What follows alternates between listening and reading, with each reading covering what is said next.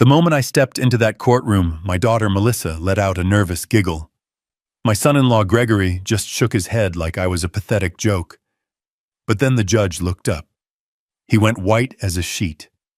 His gavel slipped from his trembling hand as he whispered one name, a name nobody in that room knew. The scalpel. He was staring right at me. My family thought they were putting a senile old man in a cage. They had no idea they had just declared war on a ghost. It began as these things often do, with an insult I was meant to ignore. It was a Sunday dinner.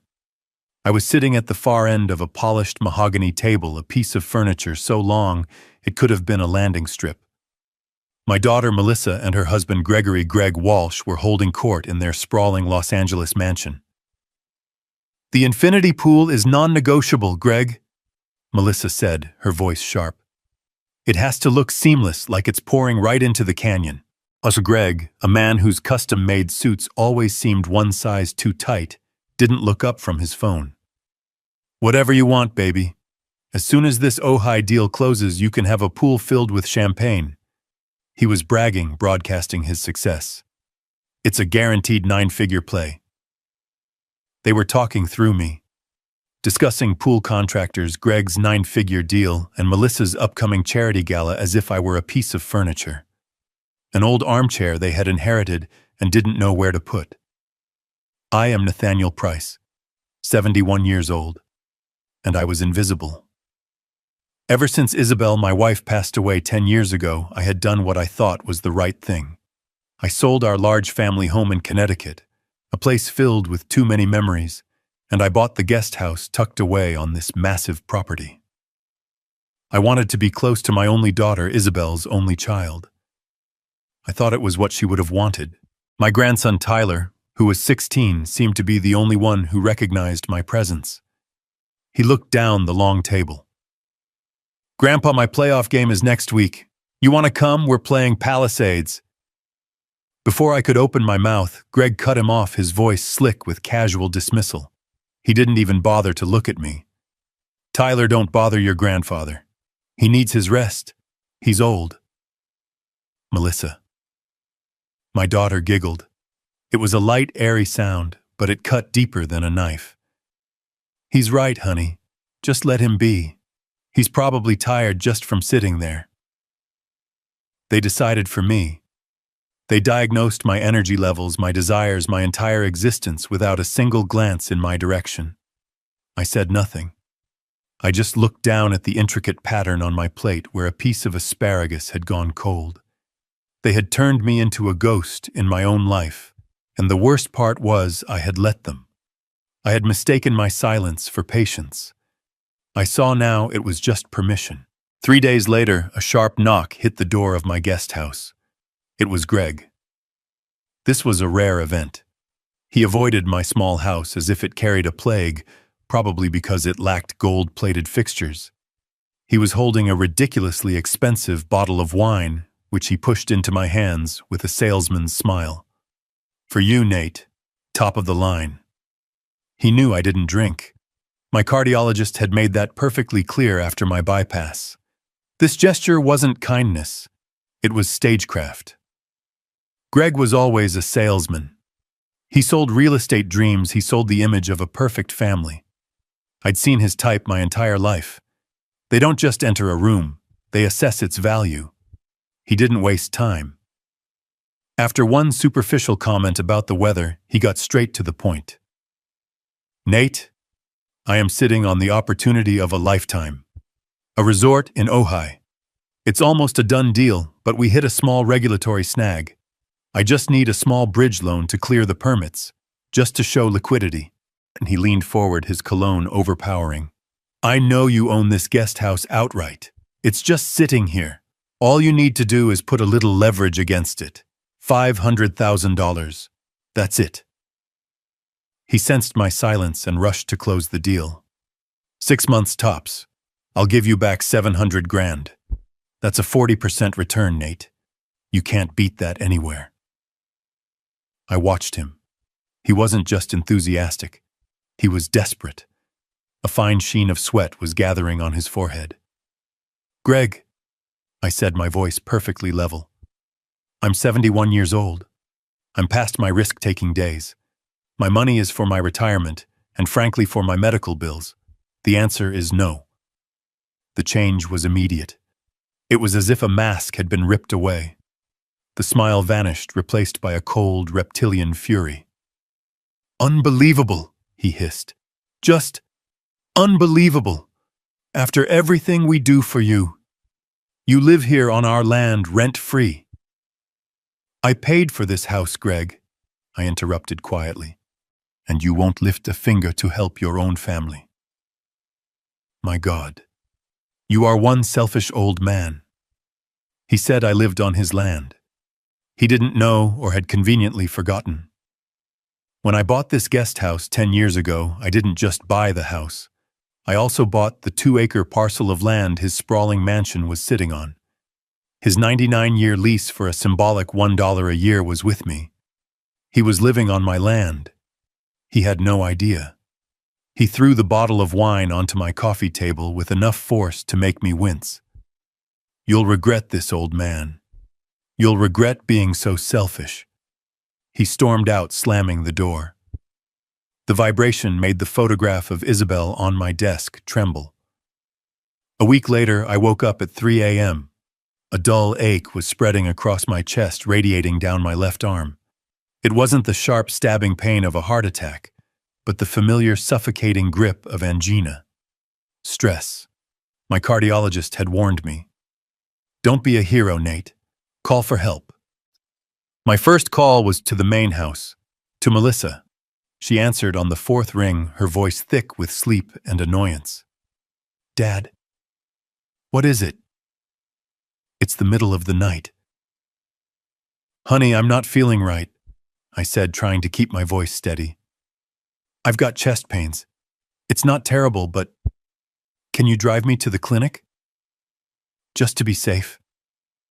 A heavy sigh came through the phone. It was the sound of profound inconvenience. Dad, seriously, I have the big charity gala meeting first thing in the morning. The whole committee is coming here. I can't. Just call 911 if it's that bad. Don't overreact. Click. She hung up. She didn't ask how bad the pain was. She didn't ask if I was scared. She told me I was overreacting. The ache in my chest tightened. It wasn't from my heart. It was from somewhere deeper. I called an Uber. I sat in the back of a Toyota Prius, clutching my chest, and let a stranger drive me to the emergency room. It was stress-induced angina. They gave me a nitroglycerin tablet and kept me for observation for 4 hours. By 9 a.m., they discharged me. I called another Uber to take me home. As we pulled up to the property's massive gates, I saw Melissa's pearl-white Range Rover. It wasn't parked at the main house. It was parked outside the Beverly Hills Spa, her charity meeting. They didn't just disrespect me. They didn't just see me as a resource to be tapped. They saw me as a nuisance, a problem to be managed, an errand to be ignored. And that was the moment I knew something had to change. I just didn't know how fast it was coming. The next morning, I was sitting with a cup of black coffee watching the fog burn off the canyon when a sharp, impatient knock echoed through my small house. It wasn't Greg. His knock was arrogant. This was professional. I opened the door to a man in a crisp uniform holding a digital scanner and a stiff white envelope. Nathaniel Price? He asked, his voice flat. I am. Legal Express Delivery. Sign here. I signed the screen. He handed me the envelope and was gone before I could close the door. It was heavy. Not with paper, but with intent. My hands were perfectly steady as I picked up a letter opener from my desk. The same one Isabel had given me 30 years ago. I slid it open and pulled out the contents. The words leaped off the page, cold and precise. It was a legal petition, a lawsuit, filed in Los Angeles Superior Court. The petitioners were Gregory Walsh and Melissa Walsh. The respondent was me. I scanned the first page, my vision narrowing. They were requesting an emergency hearing. They were seeking a conservatorship. The blood didn't drain from my face. It didn't rush to my ears. Instead, a cold, perfect clarity settled over me. They were accusing me, Nathaniel Price, of being mentally incapacitated. They claimed I was no longer capable of managing my own financial and medical affairs. They were claiming I was senile. It wasn't just an insult. It wasn't just greed. This was a legal execution. They wanted to erase me, to turn me into a non-person, a ward of the state with them holding the strings. They wanted to make my invisibility official, legally binding. I flipped the page. Exhibit A. The evidence. It was a 3-page diagnostic report from a psychological expert named Dr. Peter Lim. I read his assessment. He claimed I exhibited severe signs of dementia, paranoid delusions, and an inability to grasp financial realities. He gravely concluded that I was a danger to myself and my own assets. I stared at the name. Dr. Peter Lim. Peter Lim. A cold, dry laugh, more like a cough, escaped my lips. I had never met anyone named Peter Lim in my entire life. I didn't knock. I didn't hesitate. I held the legal petition in my hand, the thick paper a stark white against my age-spotted skin, and I walked. I walked out of my small house across the perfectly manicured lawn that separated my world from theirs, and straight toward the main house. The glass doors to the patio were open. I could hear the sound of ice clinking in glasses and light vapid music playing. They were by the pool, just as I knew they would be. Melissa was laid out on a chaise lounge, sunglasses on a magazine, balanced on her stomach. Greg was standing by the outdoor bar, pouring himself another cocktail. They looked relaxed, untroubled, like two predators who had just set a trap and were waiting patiently for their prey to bleed out. I stepped onto the patio. The music stopped. My shadow fell across Melissa. She sat up, startled, pulling her sunglasses down. "Dad, what are you doing? You're interrupting our—" Her voice trailed off when she saw the papers in my hand. She didn't look at my face, she looked at the papers. Greg turned around, a fake smile plastered on his face. "Nate, we were just—" Then he saw the petition. The smile didn't just fade. It inverted into a sneer of annoyance before he quickly masked it with false concern. I held up the envelope. "What is this?" Melissa flinched, looking away toward the pool, unable to meet my eyes. But Greg was a performer. He put his drink down, wiped his hands on a towel, and crossed his arms. He was taking a position of power. "Dad," he said, his voice dripping with condescending pity. "We were hoping you wouldn't have to see it like this. We were going to talk to you right before the hearing." "What is this?" "It's for your own good," Greg said, stepping forward. "Look, after that little heart attack incident last week, Melissa and I, we realized you just can't take care of yourself anymore. You're forgetting things. You're confused." "I had indigestion, Greg." He waved his hand, dismissing my reality. "That's what you think it was. But you were in pain. You were disoriented. What if it's worse next time you need someone to manage things for you? Someone to protect your finances, to make sure your bills are paid, to handle your medical decisions before you hurt yourself." He was gaslighting me, using the very incident they had ignored as proof of my incompetence. I looked at my daughter. "Melissa, this is what you want. You're signing a paper that says your own father is insane." She finally looked at me, but her eyes were cold, reflecting the bright blue of the pool water. "It's what's best, Dad. We're just trying to help. We love you." "Love," I said. The word felt like ash in my mouth. "You don't even know the meaning of the word." That's when Greg's patience snapped. The mask of the concerned son-in-law fell away, revealing the vulture underneath. He laughed. A short, sharp, ugly sound. "See you in court, old man," he sneered. Frankly, this just proves our point. You're paranoid. That's exactly what Dr. Lim said. He picked up his drink and raised it in a mock toast. You better go find yourself a public defender. Because I really don't think you can afford a real lawyer.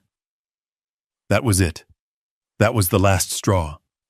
That was the moment the man they thought was a frail, forgetful old ghost died. And something else, something they couldn't possibly have prepared for, woke up. I walked back to the guest house.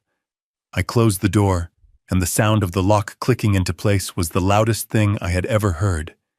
It was the sound of a line being drawn, a final definitive boundary. They thought this was the room of a senile old man, a quiet beige box for me to doze in, to be managed in, to be forgotten in. They had never not once seen the other door. It was a solid core door at the back of my walk-in closet, hidden behind a rack of old suits I never wore. It wasn't locked with a simple key. It was locked with a biometric thumbprint scanner. I pressed my thumb to the cold glass. The light flashed green, and a heavy deadbolt slid open with a quiet, expensive snick. I stepped inside. This was my real home. There was no bed, no recliner, just floor-to-ceiling bookshelves, 3 massive computer monitors, a wall of file cabinets, and a dedicated encrypted satellite phone system. The air was cool and still. Greg thought I was a retired pencil pusher, a simple accountant who had managed ledgers for some mid-level firm in Connecticut. He thought my greatest life achievement was saving enough for a comfortable retirement. He had no idea.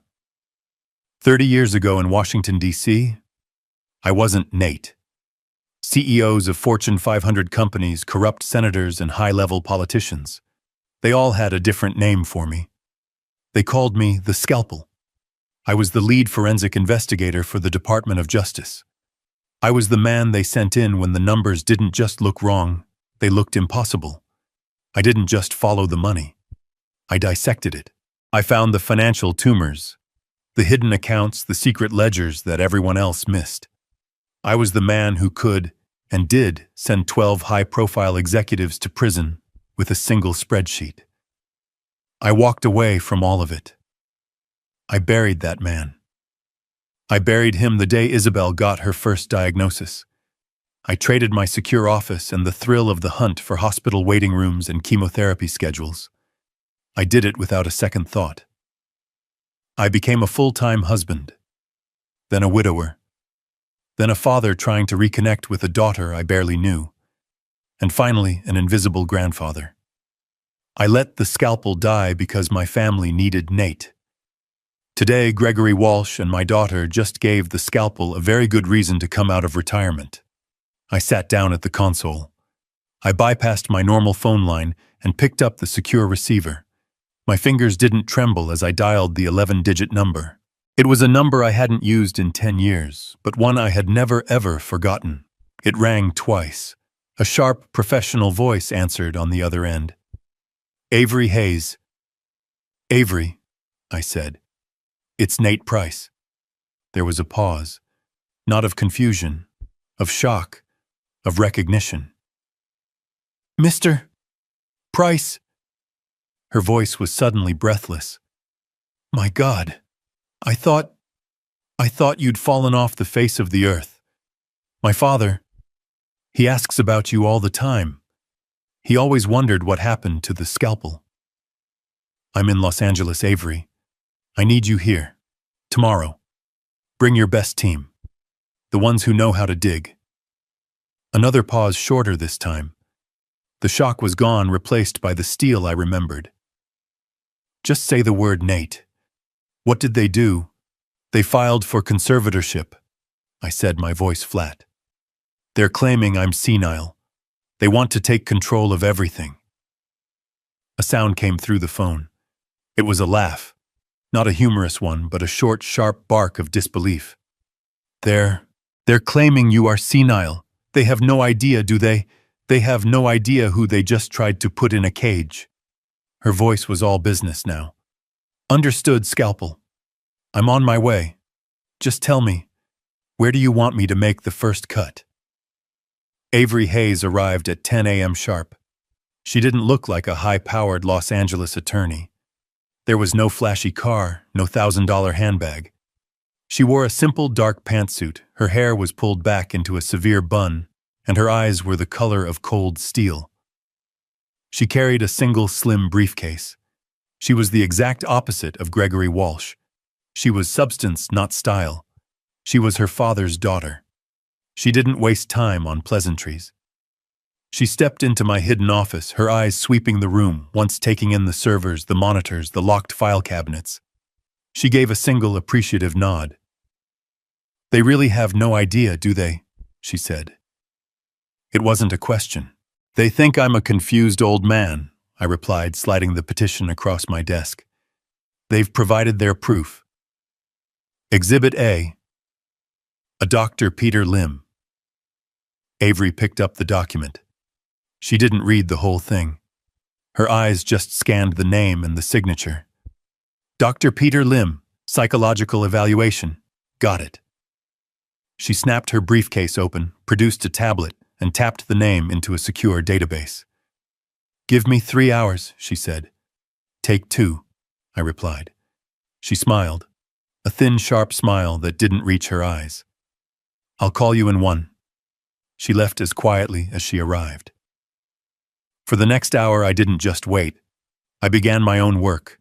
I started mapping out the financial architecture of Walsh Holdings GP and the other LLCs I knew he'd created. I was building the skeleton. Avery was going to bring me the flesh. My secure line buzzed exactly 58 minutes later. I picked it up. "Nate. Avery. That was fast." "It wasn't hard," she replied, her voice crisp, digital, and devoid of emotion. "When they're this sloppy, the threads are just lying on the floor waiting to be pulled." "Nate, you're not going to believe this." "Try me." "Okay. First, Dr. Peter Lim is not a psychologist." I waited. "He's not a psychiatrist. He's not a neurologist. He's not even a general practitioner." I could feel the but coming. "What is he, Avery?" "He's a dentist." I let the word hang in the air. A dentist. A man who scrapes plaque and fills cavities. A man who had signed a legal document declaring me mentally incompetent. The sheer naked arrogance of it was breathtaking. "A dentist," I repeated, my voice flat. "Or he was a dentist," Avery corrected. "The California Dental Board revoked his license 5 years ago. Permanently." Now we were getting somewhere. This was the first real piece. "For what? Take your pick," she said. I could hear her typing. "Massive insurance fraud, billing for non-existent surgeries. And his specialty, illegally prescribing opioids. Thousands of pills. He was running a pill mill out of a strip mall in Reseda." So, Greg hadn't found an expert who could be bribed. He had found a criminal. A disgraced, disbarred professional desperate for money and already compromised. A man with nothing left to lose. This revelation, however, led to the real conflict. The question that mattered more than the answer. "Avery," I said, leaning forward. "That's specific. That's not a name you find on Google. A high-flying real estate developer like Greg doesn't just know a disgraced dentist from a Reseda strip mall. How did he find him?" "That," Avery said, her voice tightening, "is what I spent the last 40 minutes digging into." You're right. It wasn't a social connection. It wasn't a random find. It was a financial one. Go on. "I'm looking at Lim's criminal file right now. When he was arrested 5 years ago, he was facing 10 felony counts. Bail was set at $100,000. He didn't have it." "A bail bondsman?" I murmured, my mind already connecting the dots. "Exactly. A bondsman covered the note, but the bondsman required a guarantor. Someone to co-sign to put up the collateral in case Lim skipped town." I felt a coldness settle in my chest that had nothing to do with my heart condition. "Who guaranteed the bond, Avery?" She paused, just for a second, to let the impact land. A shell corporation, an LLC registered in Delaware, with a single-purpose asset management. "What's the name of the company?" I asked, though I already knew the answer. "Walsh Holdings GP," she said. My God. I leaned back in my chair. The pieces didn't just fall into place. They slammed together. Greg hadn't found Dr. Lim last week. He hadn't bribed him last month. He had owned him for 5 years. He paid the man's bail. He likely paid for his defense lawyer. He had kept this dirty, compromised asset on a leash hidden in his back pocket for half a decade. Waiting for the day he would need a doctor to sign a piece of paper. This wasn't an impulsive act of greed, because I refused his loan. The loan request. That was just him testing the waters. This was a contingency plan. This was premeditated. He had been planning to declare me incompetent and seize my assets for years. "Avery," I said, my voice low and hard, "you've disarmed their primary weapon. You neutralized the medical expert. Now it's my turn. You keep digging on the legal side. Find everything you can on Lim's case files. Find the name of the lawyer Greg hired. I'll handle the numbers." She nodded already on her way out the door. "Be careful, Scalpel." "They should have been," I replied. I closed the door to my office, the world shrinking to the glow of my 3 monitors. This was where I lived. Not in the quiet guest house, but here inside the data. Greg thought I was a relic. He thought finance in my day was done on paper ledgers with green visors. He had no concept of what I was. I was a digital ghost, and I was about to haunt every server he had ever touched. I started with the company that paid Lim's bail, Walsh Holdings GP. It was a Delaware LLC, of course. Anonymous. Shielded. Greg was sloppy, but he wasn't stupid. He knew the basics of asset protection.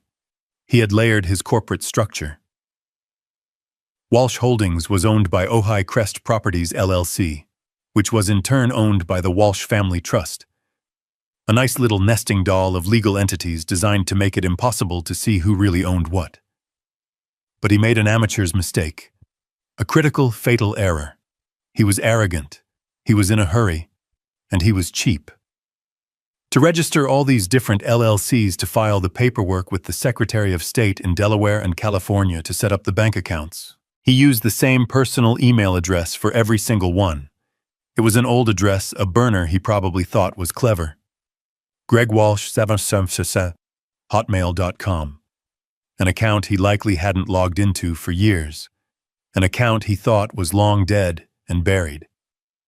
He didn't know that old email servers never truly delete anything. I didn't need to hack his email.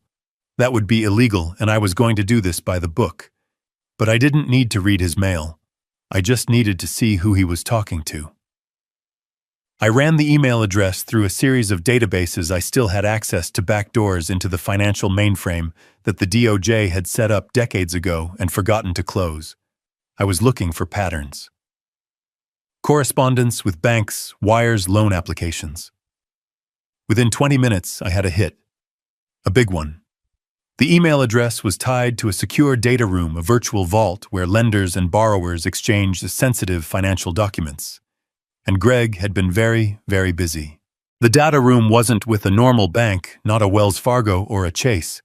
It was with a private equity firm. A name that made the hair on my arms stand up. Citadel Apex Capital.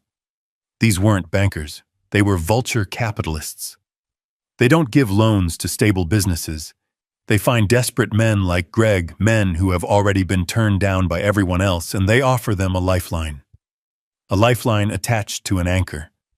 I didn't have access to the data room itself, but I had access to the server logs. I could see the file names.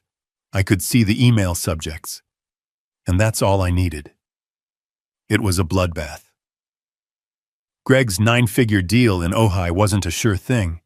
It was a categorical disaster. He hadn't just hit a snag. He had run out of money halfway through construction. He had faked his liquidity reports to get the initial loan. He had lied to his contractors who were now filing liens. He hadn't just blown a few million. The logs showed a total capital burn of $50 million. $50 million. And Citadel Apex had found out. The emails were no longer polite. They were frantic. A flood of automated default notices. Then the personal emails. Greg begging for an extension. Just another 60 days. The project is solid. A temporary cash flow problem. And then the final email. The one that explained everything. It was from Citadel Apex, sent 1 week ago, the day after I refused Greg's $500,000 loan request. It was a capital call. The fund wasn't just angry. They were activating the emergency clause in their contract. They were demanding an immediate lump sum interest payment, not $500,000. $5 million. They gave him a deadline. 10 business days. If he didn't pay, they wouldn't just seize the Ojai property. They would activate the cross-collateralization clause in his contract, a clause I was certain he had signed without reading, which meant they would seize everything. His Walsh Holdings Company, the mansion, Melissa's Range Rover, every penny in every account tied to his name. They were going to wipe him out. I stared at the screen, the pieces clicking into place with a horrifying, perfect logic. He didn't need my $500,000 as a bridge loan. He needed it as a desperate good-faith payment to hold off the wolves. And when I said no, he activated his contingency plan. The plan he had been sitting on for 5 years. He didn't just want my little guest house. He wasn't suing me to get control of my retirement fund. He was suing me because he was bankrupt. He was suing me to get his hands on my entire estate, an estate he clearly believed was worth far more than the $500,000 he'd asked for. He needed to liquidate everything I owned, not to build his resort but to save his own skin. He wasn't just trying to rob me. He was trying to sacrifice me to save himself. A new question formed in my mind. A cold, hard question that settled in my gut. Wait a minute. Greg was bankrupt. He was facing a $5 million capital call. He was a cornered animal bleeding money from every pore. So where did he get the cash to attack me? A lawsuit like this, even a fraudulent one, isn't cheap. Lawyers, even the bottom-feeding kind he would hire, demand retainers. They don't work on credit. And Dr. Lim, a disgraced, disbarred criminal, he wouldn't have signed his name to a piece of perjury for a promise. He would have demanded cash up front and lots of it. Where did Greg, a man who couldn't pay his own bills, get $50,000 or $100,000 in liquid cash to file this suit?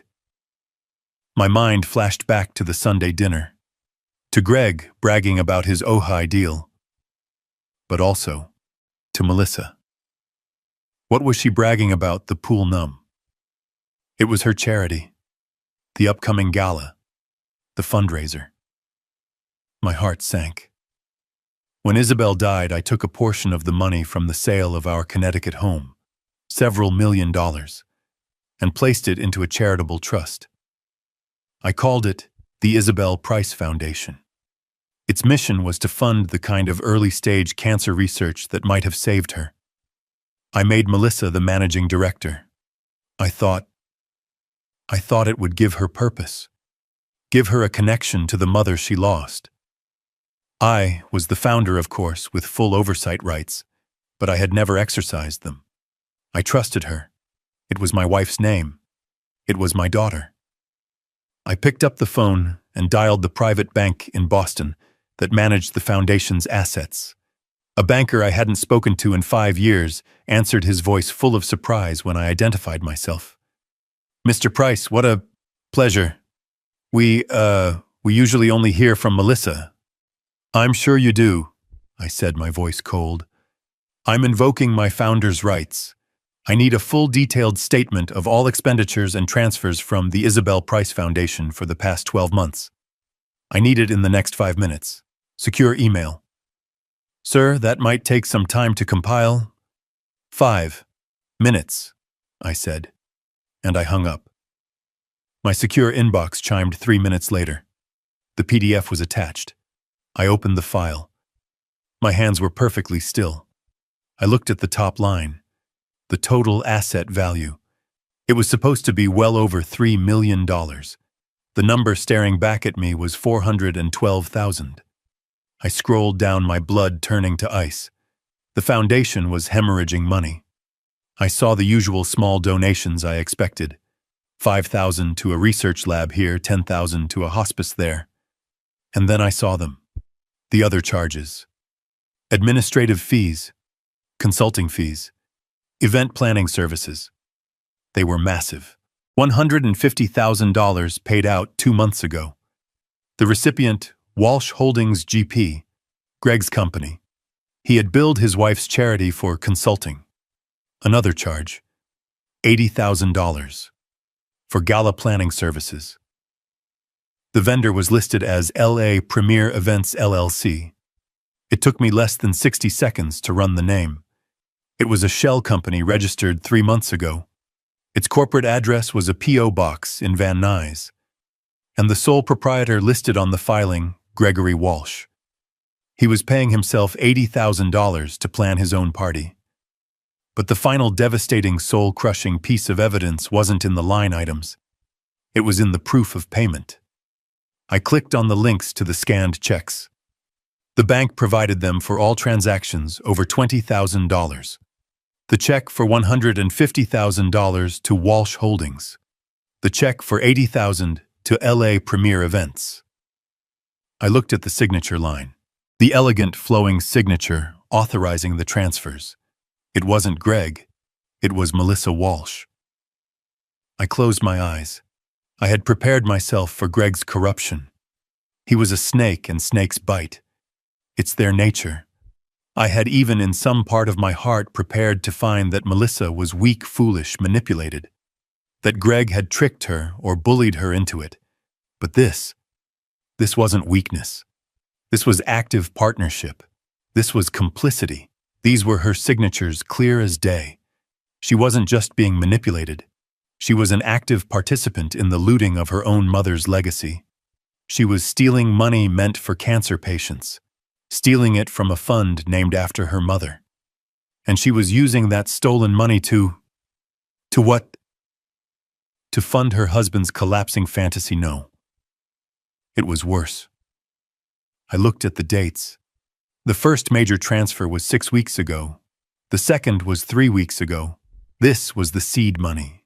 This was the money they were using to pay the lawyers to have me declared insane. They weren't just robbing me. They were using Isabel's memory to finance the execution of her husband.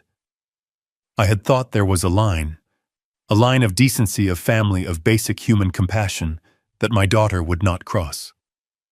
I was wrong. She wasn't just lost. She wasn't just weak. She was a co-conspirator. And in that moment, she stopped being the victim in this story. She stopped being my daughter. She became the enemy. I stared at Melissa's signature on the scanned check, the elegant loop of her M, the signature that had paid the lawyer to declare me insane using her mother's money.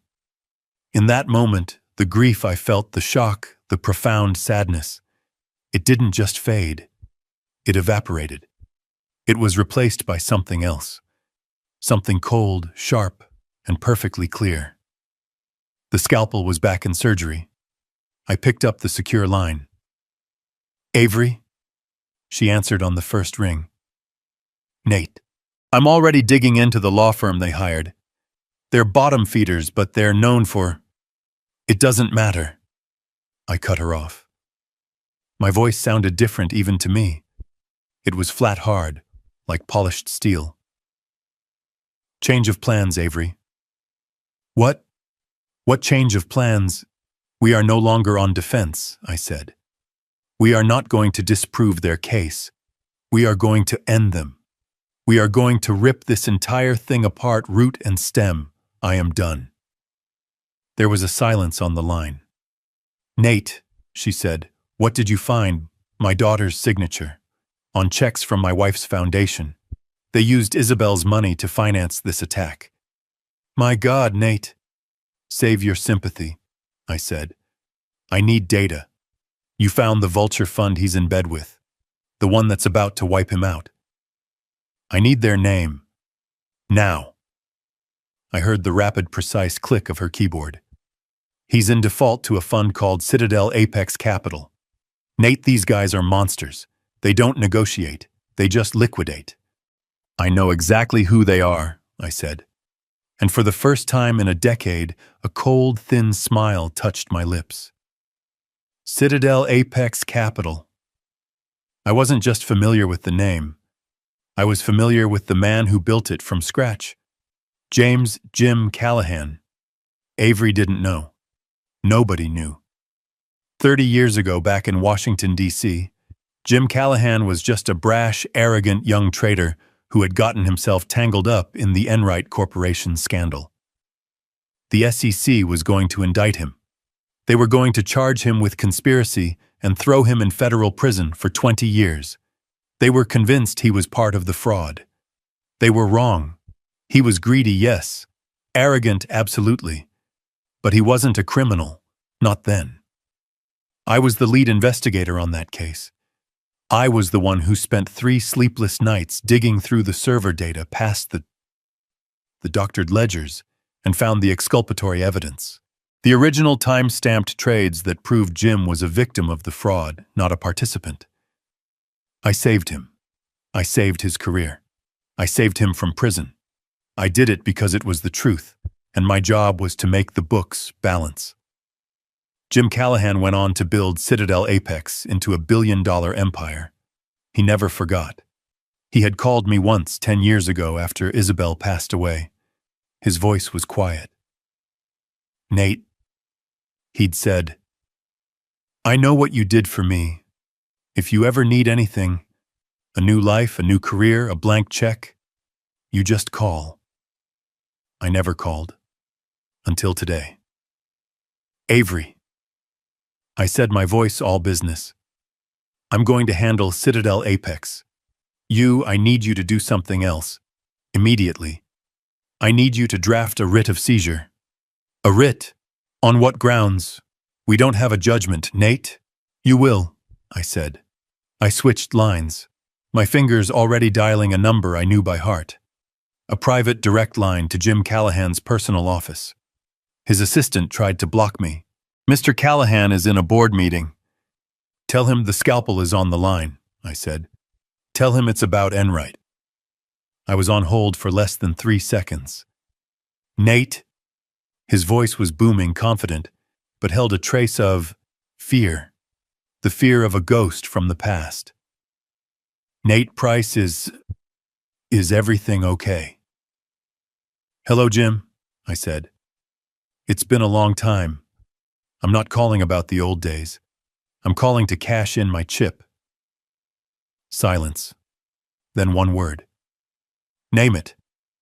You have a loan out to a man named Gregory Walsh, a project in Ojai. He's in default. He's bankrupt. Walsh, I heard him typing. Yeah, a $50 million disaster. My team is moving to seize his assets on Monday. The man's a fool. I don't want you to seize his assets, Jim. I want you to sell me the debt. All of it.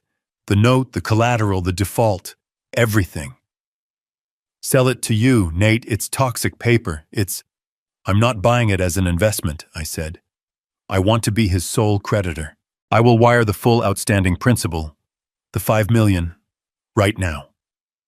From a blind trust. No paper trail back to me. Just a quiet transfer of ownership. He was smart. He didn't ask why. You want to be the monster, Nate? Fine. You saved my life. It's the least I can do. He barked orders to someone off phone. My lawyers will execute the transfer. It'll be done in an hour. The debt is yours. Thank you, Jim. No, Nate, he said, his voice deadly serious. Thank you. Good hunting. I hung up.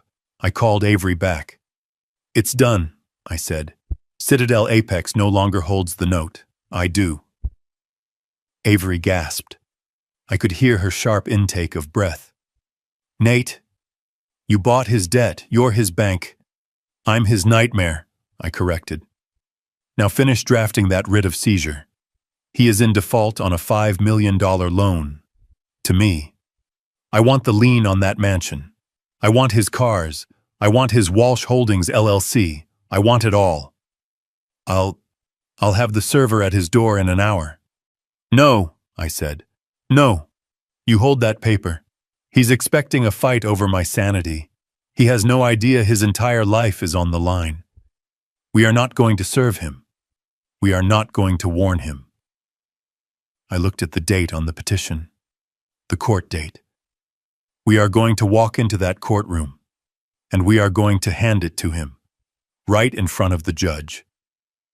We are in a long, fluorescent-lit hallway outside Department 5B. Avery Hayes looks at me, her face impassive, holding a single slim briefcase.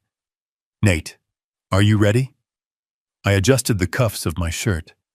I wasn't wearing the soft knit sweaters and corduroys they were used to. I wasn't wearing the clothes of a man fading into beige invisibility.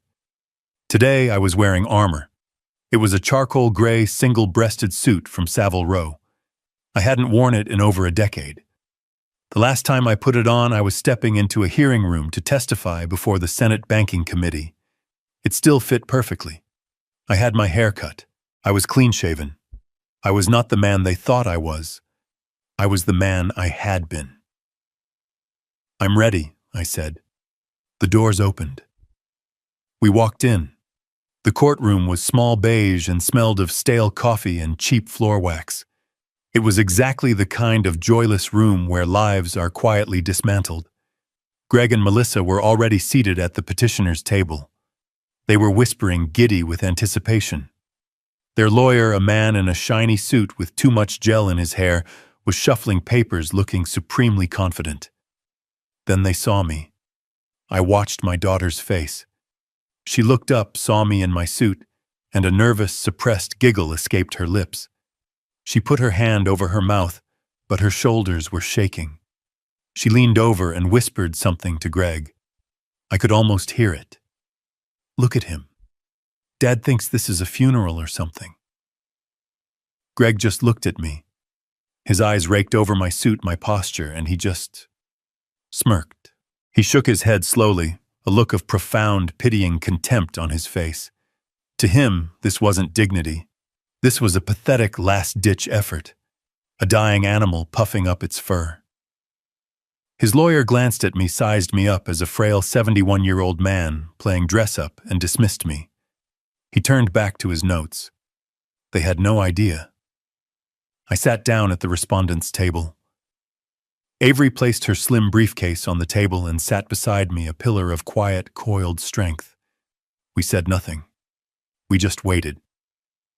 All rise, the bailiff intoned, his voice bored. We stood. The judge entered from a side door, robed, looking tired. He looked like a man who had seen too much and was paid too little.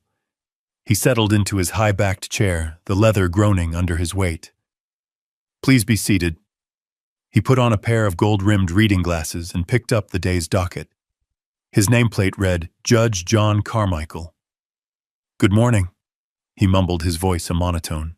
We are here for the first item on the docket, case number 881B, in the matter of the conservatorship of Nathaniel Price. He read the name, then, as procedure dictated. He looked up from his papers. He looked over the top of his glasses to identify the respondent. He looked right at me. The air left the room. The judge didn't just pause. He froze. His face, which had been a mask of tired bureaucracy, went white. Ashen. His eyes, magnified by the glasses, widened in disbelief. The cheap ballpoint pen he was holding slipped from his fingers. It clattered loudly onto the wooden desk, the sound echoing in the dead-silent courtroom. Greg and Melissa were staring at him, confused. Their lawyer looked up, annoyed by the interruption. The judge's hand, the one that had dropped the pen, was visibly shaking. He stared at me, his mouth slightly open. He leaned forward, forgetting himself, into the gooseneck microphone on his desk, and in a voice that was meant to be a whisper but was caught and amplified, a voice of pure, unadulterated shock, he said one thing. My God, Is that, is that really him? Every head in the courtroom swiveled. They weren't looking at the judge anymore. They were all staring at me. Greg and Melissa's faces were blank with confusion. What was happening? This wasn't part of their plan. I recognized him too. Oh yes, I recognized him. John Carmichael. But the man I knew wasn't a 60-year-old judge with a weary face. The man I knew was a 35-year-old assistant U.S. attorney, terrified, ambitious, and in way over his head. He had been handed the biggest case of his young career, the Enright Corporation fraud. A billion-dollar house of cards. And he was losing. His case was falling apart. His star witnesses were discredited. He was about to lose, and it would have ended his career before it began. Until his expert witness took the stand. I was that expert witness. I was the man they brought in when the numbers were a tangled mess of lies. I was the one who in a single day took a billion-dollar fraud and laid it bare on a single spreadsheet for the jury to see. I was the one who put 12 CEOs and their accountants in prison. John Carmichael hadn't just known me. I had made him. I had handed him his career on a silver platter. Judge Carmichael's face was pale. He gripped the edges of his desk. He was no longer looking at a senile old man. He was looking at a ghost from his past. He was looking at the man they used to call the Scalpel. He finally tore his eyes away from me and slowly, deliberately turned his gaze to the petitioner's table. He glared at Greg's slick, smiling lawyer. "Counselor," the judge said, his voice no longer tired, but sharp, cold, and dangerous. "Are you aware of who your respondent is?" The lawyer, baffled, stood up. He's Nathaniel Price, Your Honor. A retiree." Judge Carmichael let out a short, harsh breath. It wasn't a laugh. It was a warning.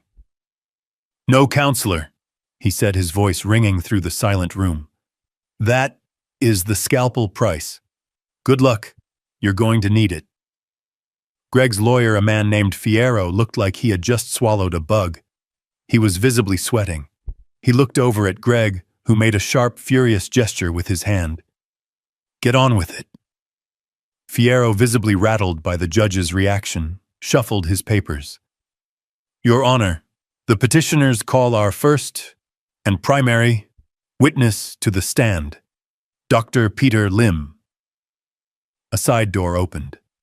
A small, greasy man in an ill-fitting suit scurried into the courtroom. He looked less like a doctor and more like a man who lives in a basement. He avoided looking at anyone, especially the judge. He took the stand, his hand trembling as he was sworn in. Fierro, trying to regain his footing, began. "Dr. Lim, did you have occasion to evaluate the respondent, Nathaniel Price?" "I did," Lim said, his voice oily and rehearsed. He was reading from a script. "I conducted a full psychological workup." "And what were your findings?" Dr. Lim put on a pair of smudged glasses. "Mr. Price presented with severe signs of cognitive decline. His short-term memory is frankly non-existent. He exhibits classic symptoms of paranoid delusion, particularly concerning his family's finances and their intentions toward him." I sat perfectly still. He was describing the man they wanted me to be. "In your professional opinion, Dr. Tim," Fierro pushed on, "is Mr. Price capable of managing his own affairs?" "Absolutely not," Lim said, shaking his head with faux sadness. "He is a danger to himself and his own assets. He requires immediate full-time supervision." Fierro smiled, a weak, triumphant little smile. "Thank you, Doctor. Your witness." He sat down, looking relieved. Avery Hayes stood up. She didn't have a stack of papers. She didn't have a laptop. She held a single piece of paper as she walked slowly toward the witness box. The courtroom was silent. "Good morning, Dr. Lim," she said. Her voice was polite, quiet, but it cut through the room like a scalpel. "Or perhaps I should call you Mr. Lim. It is Mr., isn't it?" Lim blinked, confused. It's Doctor." Is it your honor I have no record of Mr. Lim being a licensed psychologist, or a psychiatrist, or a neurologist? She turned back to him. Mr. Lim, what kind of doctor are you? I have a medical background, he stammered, looking at Fierro for help. Fierro jumped up. Objection, relevance, this is character. Overruled. Judge Carmichael snapped, his eyes fixed on Lim. Sit down, counselor. The witness will answer the question. What is your medical background, Mr. Lim? Lim swallowed. I was a dentist. A murmur went through the court. Greg's face was white. A dentist, Avery repeated, letting the word hang in the air. Or to be more accurate, a former dentist. Isn't that right, Mr. Lim? I'm retired, he lied. Retired. Avery's voice was sharp. Or was your license to practice dentistry permanently revoked by the state of California in 2019? Lim started to shake. That's not... It's a public record, Mr. Lim. Avery continued, relentless. Revoked for gross misconduct, specifically for insurance fraud and for operating an illegal prescription pill mill out of your Reseda office. Is that correct? Lim had no answer. He was a cornered rat looking wildly between Greg and the judge. Greg's lawyer was on his feet again. Objection. Objection. This is badgering. This is cross-examination, counselor, the judge barked. And it's fascinating. Please continue, Ms. Hayes. Avery took a step closer to the box. Just one more question, Mr. Lim. For your expert opinion. Did you or did you not receive a payment of $25,000 from a corporation named Walsh Holdings GP 3 days before you signed this fraudulent diagnosis? Objection! Fierro screamed, his voice cracking. Speculation, no foundation. Avery didn't even look at him. She turned to the judge. Your Honor, I have the bank transfer record right here. She walked to the overhead projector and placed the single sheet of paper onto the glass. The image flashed onto the wall, a stark black and white receipt font for the entire courtroom to see. From Walsh Holdings, GP, to Peter Lim, amount $25,000, all memo consulting, judge. Carmichael's face turned a deep, furious red. He glared at Lim, who looked like he was about to be sick. Mr. Lim, the judge's voice was a low growl of thunder. You are under oath. You have just committed blatant, egregious perjury in my courtroom. You have filed a fraudulent document with this court in a criminal conspiracy with the petitioners. He pointed a shaking finger at the bailiff. Bailiff, take this man into custody. He is under arrest for perjury. The sound of the handcuffs clicking shut echoed in the stunned silence. Melissa let out a small, terrified squeak. Greg was rigid, staring at his star witness being led away. Their entire case had just been put in handcuffs. Greg's lawyer, Fierro, was completely adrift. He was sputtering, his notes scattered. His star witness was in handcuffs, his entire case had evaporated, and the judge was looking at him like he was something he'd scraped off his shoe. Greg was beyond pale. He was a furious, blotchy red. He was vibrating with rage. He grabbed Fierro by the sleeve and hissed something in his ear. Fierro, looking terrified of his own client, stood up shakily. Your Honor, he stammered, my client, Mr. Walsh, would like to take the stand. To clarify this unfortunate misunderstanding. Judge Carmichael raised an eyebrow. Oh, he does he? He wants to testify. After his primary witness was just arrested for perjury in a conspiracy with him. The judge looked at Avery. Ms. Hayes, any objection? Avery stood. Not at all, Your Honor. We would be delighted to hear what Mr. Walsh has to say. Very well, the judge said, his voice laced with ice. Mr. Walsh, take the stand. You are, of course, under oath. Greg shoved his way to the witness box, practically pushing the bailiff aside. He was trying to project confidence, but he was a man drowning, and he was just making more bubbles. He sat down, gripping the railing of the box until his knuckles were white. Your Honor, Greg started, his voice a slick, practiced performance of a wounded victim. He was trying to speak directly to the judge, ignoring Avery, ignoring me. This is a travesty. My wife and I, we are worried about him. That's all this has ever been about. He pointed a finger at me. He is confused. He's paranoid. He locks himself in that little house for days. He hides his finances.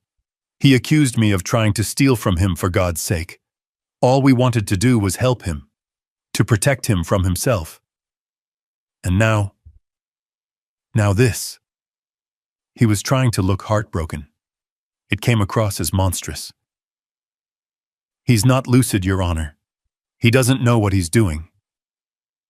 Fierro, seeing an opening, asked, so your only motivation was concern for his well-being? 100%, Greg said, oozing false sincerity. Thank you, Fierro said, sitting down, looking as if he'd just dodged a bullet. Avery stood up again. She walked toward him, not with aggression, but with a kind of surgical curiosity. Mr. Walsh, she began, her voice quiet. You just testified under oath that my client, Mr. Price, is not lucid and paranoid. That's right, Greg said, puffing up. He's deeply confused. And his confusion, it centers on his finances, you said. Yes, absolutely. He doesn't understand money. He's from a different time. He doesn't grasp modern finance. I see, Avery said, nodding. Is that why you believe he's not lucid, because he doesn't understand modern finance? It's a major part of it, yes, Greg said confidently. So when you approached him 2 weeks ago and asked him to give you $500,000, you were, what? Testing his lucidity. Greg's face tightened. I was offering him an investment, a chance to be part of the family's success. You asked a man you believed to be confused and paranoid for $500,000. Avery asked, her voice still mild. Greg saw the trap and tried to dance around it. It was his refusal that proved our point. I offered him the deal of a lifetime. A golden opportunity. A guaranteed 40% return in 6 months on my Ojai resort project. It was a slam dunk. He turned to the judge again, playing the reasonable man. Your Honor, he refused. He said it was too risky. He was too senile, too scared to see a golden opportunity when it was staring him in the face. That's when I knew. That's when Melissa and I knew. He had truly lost it. He was no longer capable of making sound financial decisions. He was letting his paranoia get in the way of a fortune. He had done it. He had under oath linked his entire claim of my senility to my refusal to give him money. He had built his own gallows.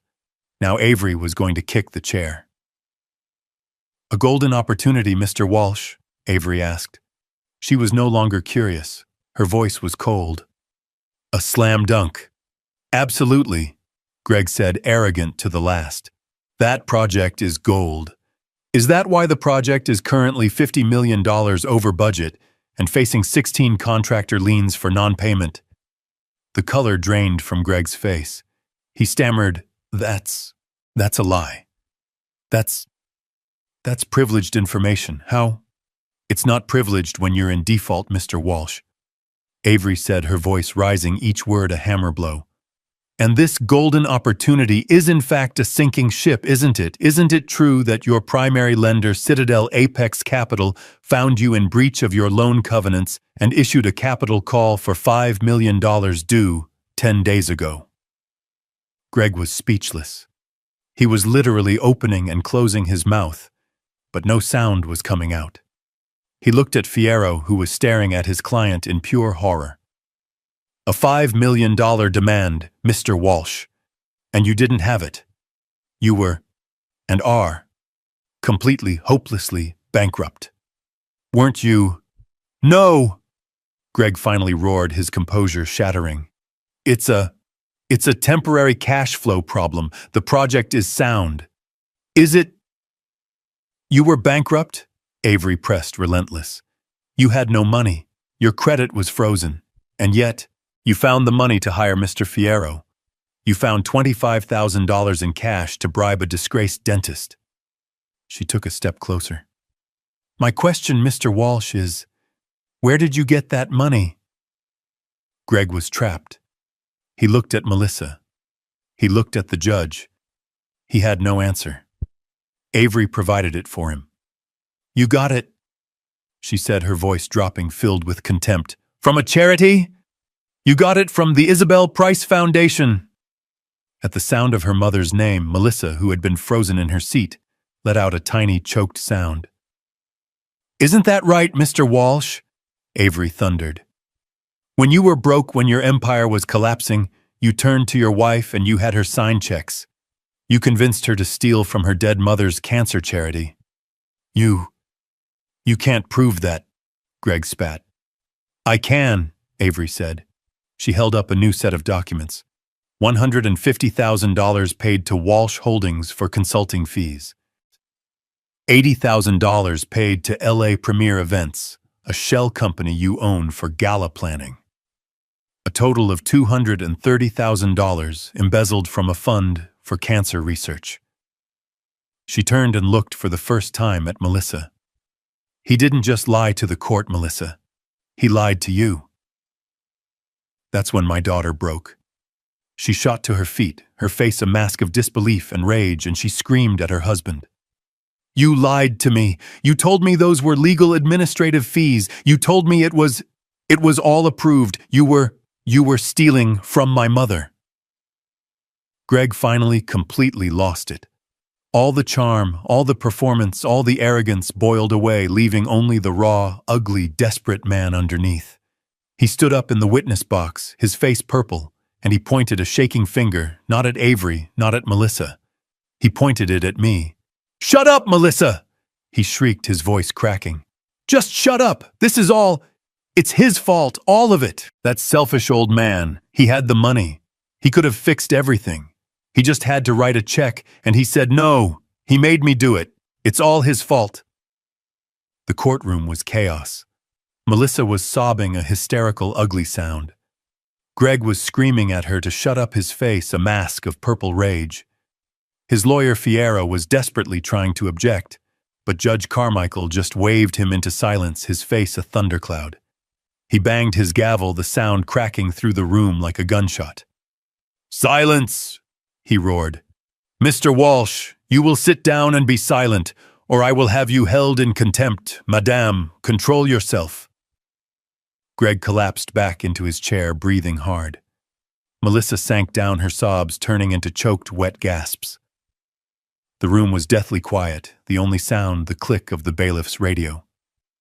Judge Carmichael's eyes, cold and furious, swiveled from the wreckage of the petitioner's table to me. He stared at me for a long moment. The anger in his face softened, replaced by something else. Respect. And a deep, profound curiosity. Mr. Price, he said, his voice now calm, but carrying the full authority of the bench. Your opponents have made their case such as it was. He gestured to Greg. He has just confessed under oath to a litany of financial crimes, but the petition is still before me. Do you have anything you wish to say in your defense regarding your own competency? I rose to my feet. Slowly. I didn't lean on the table. I didn't waver. I stood straight, my hands clasped loosely behind my back. The room was so quiet I could hear the hum of the fluorescent lights. I looked at Greg.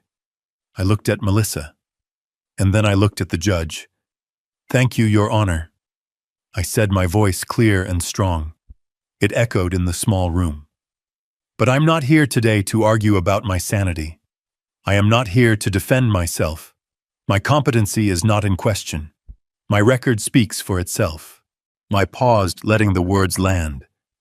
No, Your Honor, I continued. I didn't come here today to be a respondent. I came here to file a criminal complaint. Fierro leaped to his feet. Objection! This is theater! This is not the proper venue. Sit down, counselor, Carmichael roared. You opened this door. You brought this man into my court accusing him of delusion. The court will hear what he has to say. Proceed, Mr. Price." I turned my gaze to Greg. He was staring at me, his eyes wide with a new dawning horror. "Mr. Walsh has just confessed to part of it," I said, my voice flat, like an anatomist describing a corpse. "He confessed to embezzling $230,000 from a charitable foundation. My wife's foundation. The Isabel Price Foundation." I then turned my gaze slowly, deliberately, to my daughter. She was watching me, her face streaked with tears and mascara, her eyes pleading. "But he didn't act alone," I said, holding her gaze. "He couldn't. He needed a signature. He needed the signature of the foundation's director." I looked back at the judge. "And you, Melissa, daughter, you signed the checks. You knowingly and with full intent looted your own mother's legacy to fund your husband's lifestyle and to finance this pathetic attempt to seize my assets." Melissa let out a wail, a sound of pure animal despair. No, I didn't know. He told me." "You signed them," I stated, cutting her off. "It was not an accusation. It was a fact." Greg, seeing his wife crumble, found a new surge of desperate, cornered animal bravado. He stood up, knocking his chair over. He laughed. It was a high-pitched, hysterical, ugly sound. "You can't do anything to me!" he shrieked, pointing at me. You're a nobody! You've got nothing! You think you can... What? File a complaint. It's my word against hers, and you're just a sad, senile old man. You're living in a guest house. A guest house, you're broke. You have nothing. You are nothing." His voice was cracking, but he was triumphant. He believed it. He believed I was powerless. He believed the money was gone, that I had nothing left but my suit. I just waited. I let his voice echo and die. I let the silence return. I let him stand there, panting, a failed king on a stage of his own making. Then I smiled, a thin, cold smile. "Ah," I said, my voice quiet. "About that." I turned my head and gave a single slight nod to Avery Hayes. She stood. She said nothing. She reached into her slim briefcase and removed a single thick stack of documents bound with a blue legal cover. She did not hand it to the judge. She did not hand it to me. She walked across the aisle straight to the petitioner's table and placed the document on the table directly in front of Gregory Walsh. What is this?" Greg stammered, looking at the ominous blue cover. "That, Mr. Walsh," Avery said, her voice clear and ringing, "is an emergency notice of foreclosure and seizure." Greg's lawyer snatched the paper. His eyes scanned the first page. His face, which had been pale, turned the color of ash. This is impossible," Fiera whispered, looking at Avery. This is from Citadel Apex Capital. But that's not the date." Greg snatched the paper from his lawyer. "What is it?"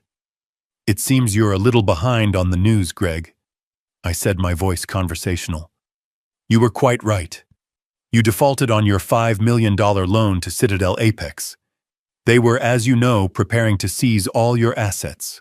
A terrible shame." Greg was staring at the paper, his hands shaking so violently he could barely read. This says the debt was sold." "Yes, it was," I said. "They were very motivated to sell. It was, as you said, toxic paper. And when you couldn't pay them, I stepped in. I bought that debt, Greg. All of it. The note, the loan, the collateral. Everything." I took a step forward. "You defaulted on your loan, Greg, but you didn't default on Citadel Apex. You defaulted on me." I let that sink in. I watched the last traces of color drain from his face as the blood-freezing, soul-shattering reality of his situation landed. "And I continued, am not as patient as Jim Callahan. I am not offering an extension. I am not renegotiating. I am calling the note. effective immediately. Greg looked up at me, his mouth open, a silent scream. I pointed at the mansion he lived in. The main house is mine. I pointed at the cars he drove. The cars are mine. I pointed at the shell companies he built. Your entire Walsh Holdings empire is mine. I pointed at the very suit he was wearing. Everything you thought was yours now belongs to me. I turned back to Judge Carmichael, who was watching this entire exchange with a look of pure, unadulterable awe. Your Honor, I said, my voice ringing with finality, this pathetic conservatorship hearing is over. I made a gesture to Avery and her document. The eviction hearing begins now. Greg was finished. A man who screams his own confession in a courtroom doesn't have many legal options. After his performance, it wasn't a trial. It was a sentencing. My evidence, the evidence Avery and I had compiled, was a precise, airtight coffin. The bank transfers from Isabel's foundation, the fraudulent invoices from his shell company, the perjured testimony he suborned from Lim, and of course the open and shut case of bank fraud he'd been running on the Ojai project. It was an avalanche of paper, and every single sheet had his name on it. He tried to fight. He hired a new, even more expensive lawyer, probably with money he didn't have. They tried to argue he was under extreme duress. They tried to paint me as a vindictive, manipulative mastermind who had entrapped him. It was a pathetic defense. It was like a rat caught in a steel trap, trying to blame the cheese. The district attorney, who had taken a very keen interest in the case after Judge Carmichael's report, didn't even break a sweat. They offered him a plea deal to spare the state a trial. He refused, arrogant to the very end. He still thought he could sell his way out of it. So they took him to trial, and they buried him. I didn't have to testify. Avery's documentation, my financial forensics, did all the talking. The jury was out for less than an hour. They found him guilty on 12 counts of wire fraud, securities fraud, and aggravated embezzlement. The judge looked at Greg, this man who had stood in a courtroom and tried to destroy a man's life to cover his own crimes, and he made an example of him. He wasn't given a slap on the wrist. He wasn't sent to a white-collar country club prison. He was sentenced to 10 years in a state penitentiary. 10 years. I watched them lead him away, no longer in his custom suit, but in an orange jumpsuit. He was finally, truly out of cards to play. The books were balanced. Melissa was the hardest part. She was my daughter. She was Isabel's blood. But she was also a co-conspirator. The evidence was undeniable. Her signature was on the checks. She had sat there week after week living a life of luxury, knowing it was being paid for by money stolen from her mother's grave. Her lawyer approached me begging, pleading. Mr. Price, she was manipulated. She was a victim of psychological abuse. Greg controlled her. I looked at him. Did Greg hold the pen? Did he force her hand to write her own name? She is a grown woman. She made a choice. He asked me to speak to the DA, to ask for leniency, to write a letter in her defense to say she was a good person who made a mistake. I said no. I would not interfere. This was not about revenge. This was about consequences. I had spent 10 years allowing her to live without any. I had enabled her weakness, her greed, her casual cruelty. To step in now to save her from the fire she had helped set would be the final worst act of a failed father. She had to stand on her own. She had to face the ledger. She was indicted just as Greg was, but she was smart. Unlike Greg, she saw the end of the line. She took the plea. She pled guilty to felony misuse of charitable funds. The judge was less harsh. He saw her tears, he heard her testimony about Greg's control, but he also saw the bank statements. She was sentenced to 3 years of formal probation. She was ordered to pay back every single cent, all $230,000, to the Isabel Price Foundation. And finally, the judge added one last condition: 2,000 hours of mandatory community service. not picking up trash on the highway, not filing papers in an office. He assigned her to the Glenwood Gardens nursing home, specifically to the locked ward dementia and Alzheimer's unit. For the next 2 years, my daughter, the woman who tried to have her father declared legally senile so she could steal his money, would spend every weekend bathing, feeding, and cleaning up after men and women who were truly lost. Men and women who didn't know their own names, who couldn't remember their children's faces. I wanted her to see it. I wanted her to smell it. I wanted her to understand in her bones the reality of the weapon she had tried to use against me. It was a just sentence. It was perhaps the only education she had ever truly received. 6 months passed. The silence that fell over the property was absolute. The grand, ridiculous mansion that Greg and Melissa had built was gone. I had it sold at auction. The land it sat on, the guest house, my guest house, I sold that too, all of it. The proceeds went to 2 places. Half went to refill and substantially grow the Isabel Price Foundation, which was now under new professional management. The other half went into a trust for my grandson Tyler, locked away until he turns 25. I was in the guest house. It was empty, just stacked cardboard boxes, the walls bare. I was in my hidden office packing the last of my files. The monitors were dark. The scalpel was going back into retirement. I heard a hesitant step on the porch. Not a knock, just a presence. I walked to the door. It was Melissa. She was transformed, but not in the way a spa or a new dress transforms a person. She was hollowed out.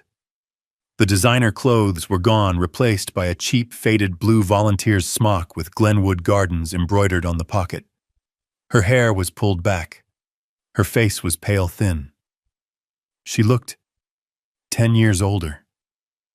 The entitlement, the casual cruelty, the arrogant little giggle, all of it was gone. Burned away. Her hands, which were once perfectly manicured, were red and raw. She just stood there in the doorway, watching me tape up the last box. Her voice, when it came, was not the voice I remembered. It was a rasp. Quiet, rough, and dead. Why? I stopped what I was doing. I didn't turn around. Why what, Melissa? Why did you do it? She said, her voice trembling, not with sadness, but with a deep, exhausted rage. Why did you let it go so far? You knew. Don't pretend you didn't. You're him. You knew what Greg was. You knew what he was doing. She took a step into the empty room. You could have stopped us, at any time. When Greg asked for the $500,000, you could have just said, "No, I know you're broke." You could have shown me the papers then. You could have warned me. Her voice cracked, and a single hot, angry tear ran down her face. But you didn't. You let us. You let me sign those checks. You let us file that lawsuit. You sat there in your little house and you watched us destroy ourselves. You didn't have to ruin us. You didn't have to send him to prison. You didn't have to do this to me. She pointed at her cheap uniform. You wanted this. You wanted to punish us. I slowly taped the box shut. I pressed the tape down, smoothing it with my hand. Then I turned to face her. I looked at this stranger who was my daughter. Because if I had stopped you, Melissa, I said, my voice quiet, you would have learned nothing. You would have hated me for a week. You would have called me a paranoid, controlling old man. And then, you would have gone right back to him. You would have believed his next lie. You would have found another way to get him the money. You would have continued to bleed your mother's foundation dry, one gala at a time. I didn't let you do anything. I just let you be who you were. I walked over to my old desk. When you were 10 years old, you stole $50 from your mother's purse. You wanted a toy, and she had told you no. Melissa flinched, her eyes wide. She remembered.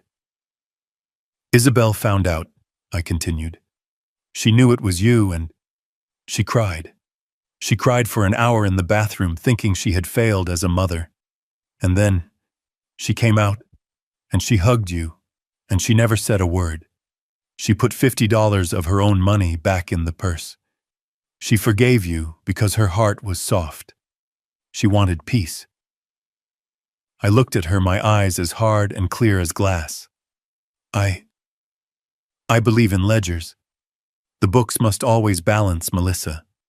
You never paid for that first theft, so you just kept stealing. Bigger and bigger things. You didn't respect me. Greg didn't respect me. And neither of you, respected the memory of your mother. You didn't just cross a line, Melissa. You erased it. You danced on her grave for a swimming pool. She had no answer. She just wept. You didn't destroy yourselves, I said. You were already destroyed. You were just bankrupt, in every possible way a human can be. I just presented the bill. I picked up a single envelope from the desk. I held it out to her. This is the address of a studio apartment in Burbank. The first 3 months' rent is paid. There is a bus pass inside. After that, you are on your own. The books are clear. She took the envelope, her hand shaking.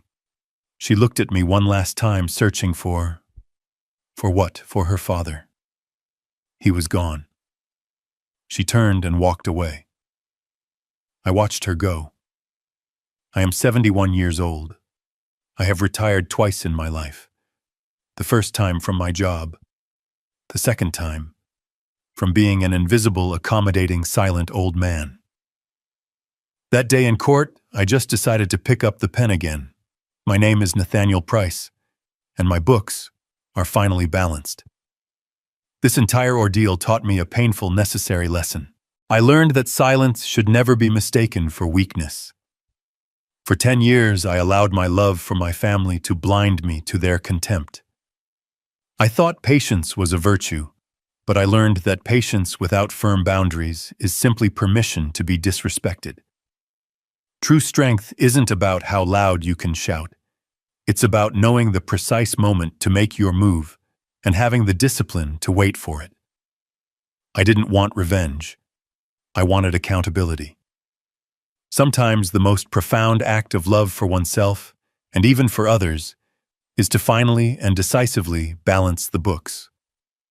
What would you have done in my position? Let me know your thoughts in the comments below, and please like and subscribe if you believe that true respect is something that must be earned.